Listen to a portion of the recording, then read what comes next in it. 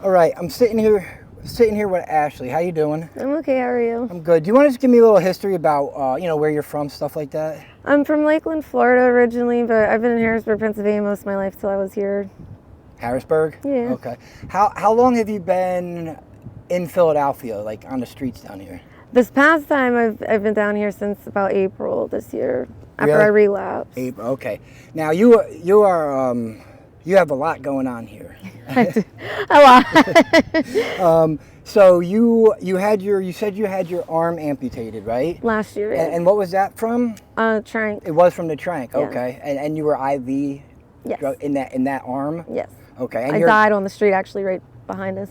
What happened? I was dead on the street. Wow, really? Yeah. Mm-hmm. Wow. And so that happened last April, you said? This happened last July. Oh, last July. Okay. Yeah. And how did you stay off the street for a time, or were you like right back to it? Well, I was in the hospital for like 3 months, and then I went home for like 4 or 5 months. Then I relapsed and Back here, yeah. Now, people that aren't familiar or don't get addiction look at stuff like this and they're like, man, that girl is crazy.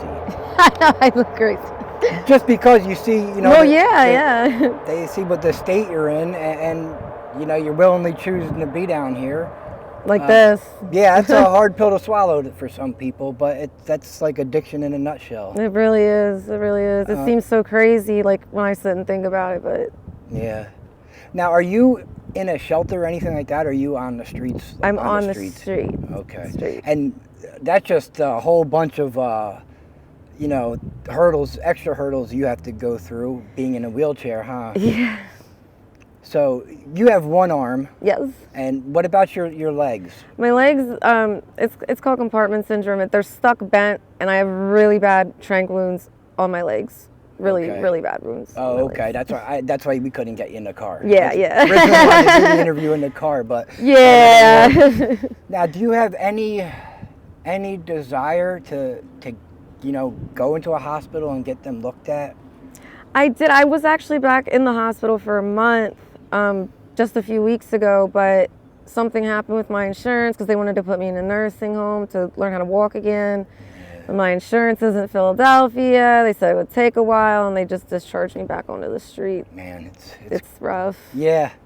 So now, even if you want to get help, you are going to need like to get medically cleared first, right? Yes. And that's pretty much impossible with your trank sores the way they are now. Yeah, pretty much. And not even being able to stand up by myself and just. Yeah.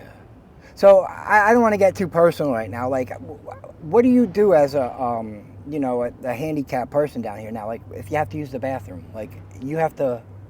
I have to ask somebody to push me, and like I kind of just push myself down in my seat. Like I can't. Yeah. Wow. It's crazy. It's really insane. Like thinking about it, and then like just like shower. I can't. That was the next thing I was going to ask. I can't Even use the hygiene. nonprofit places because they said it's like a liability if they help me up. So I have to use like a fire hydrant and Oh wow. when the one's turned on and. Yeah, I mean that's gonna be a real problem once it starts getting cold out again. Yeah, not looking forward to it. Now, which one is? I don't want to say easier. It's hard as hell staying on these streets. Which one is better for you? The cold weather, the hot weather?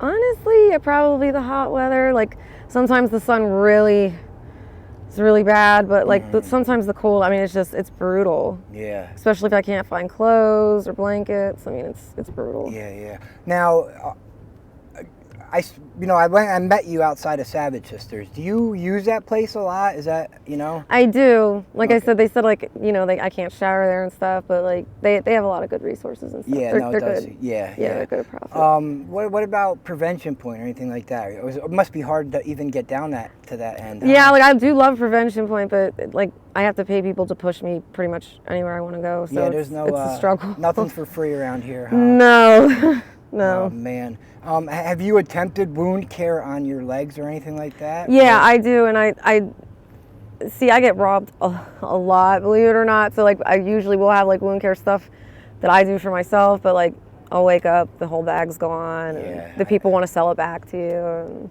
man, people want to sell the stuff they just stole. Right, that they just stole from me. Man, Now, because I see a lot of people, it's amazing how many people are in wheelchairs down here now. A lot. Yeah. More, I mean, well, in amputees and stuff. I mean, it's insane. Like, I think it's like a 300% like increase in this city. Wow. From amputees. It's insane. It's really insane. And that's just the Trank. From Trank, yep. Now, when I started this channel, it was like November. It's coming up on a year in November. When I got clean, I told you it was in 2016. I just pretended it did not exist down here. Right. That's how I just pretended. A lot of people do, yeah. Yeah. I think that's how I stayed clean. But when I came down here, I was shocked at the change. Yes. Over. Now, were you on real heroin at every time, or you just? Yes. So you were. Now, were you down here during the switch over from, the real heroin to fentanyl? Were you active? I was not. I was usually going to like Reading, Lancaster. I started really young. I started drugs when I was 12. My dad was murdered. So I started really, really young, and I started shooting heroin when I was 15. I had my kids very young. Yeah. Oh, that's right, because you said you were out in Harrisburg. Mm-hmm. Okay, so yeah. So you were doing the real heroin over yes. then. Yes. And when did you start with the fentanyl? Probably around like 2015. Okay. When it first started, like the switch over. Yeah. Now, did you notice the switch over when it was happening?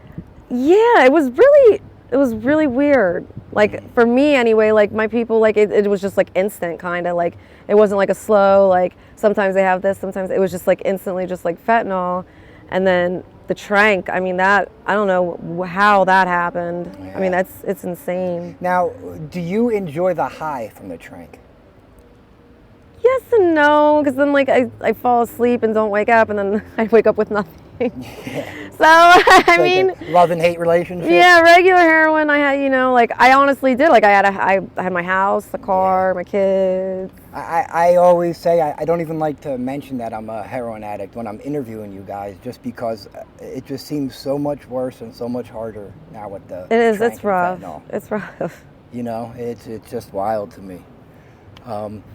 So do you know where to reach out if you want help, or when you're ready? I guess you do know where to go. Yeah. All right, because it just seems like it'll be that much harder for you with your legs and everything. It is harder, but I do know like where to go. Okay. I helped the girl get into Temple. I really didn't even help her get in. I got her into Jefferson. She left. They didn't. They weren't giving her anything for the Trank withdrawal. She said it was awful. Yeah. I guess they're giving benzos now in Temple though. Yes, they are. So, yes, that's where I was. Okay, so yeah. Now let me ask you: is the benzos helpful on the Trank withdrawal? They actually are. Okay. They actually are. I went into it thinking like it was just not going to help, and it actually really, really did. Oh, okay. That makes me a little bit more hopeful about it. Yes. So, all right. Now, in the future, when I see you, if you're still out here, can we do the follow-ups and stuff like that? Absolutely. I like to stop and, like, people I interview, I have stuff in the car and all that to give them and, try and help with it. Because I know how hard it can be down here. It is. It's rough. All right. Well, listen, I appreciate you taking the time to do this. I want to show these people, like, how you... Look crazy. It's just, but it's reality. It is. It's reality. And so, like... For you to do anything down here, you said you have to pay someone. Yeah, but at least $5 just to even push me like to the bathroom. You got one arm, so you're just going a circle. Yep, go in a circle, or the wheel will just spin, and I can't put my legs down to move. Even I can't do any of that. Man, you seem like such a good person. You deserve better than this. Hopefully you can get off the streets at some point. I'll be here to help you if and when you want to. I appreciate that a lot. All right, Thank Ashley. you. I'll see you later. See ya. Bye.